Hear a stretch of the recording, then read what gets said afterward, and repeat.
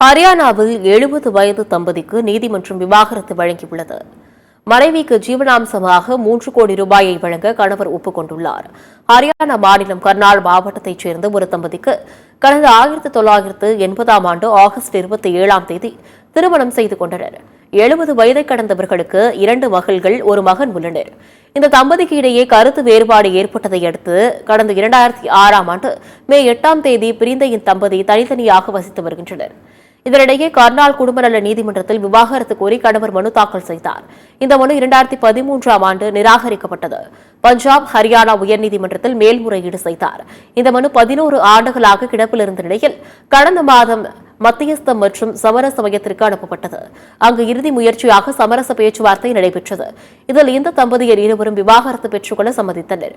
மனைவிக்கு ஒருமுறை ஜீவனாம்சமாக 3.07 கோடி வழங்க கணவர் ஒப்புக்கொண்டார். இதன் அடிப்படையில் உயர்நீதிமன்றம் இந்த தம்பதியின் திருமணத்தை ரத்து செய்து உத்தரவிட்டது.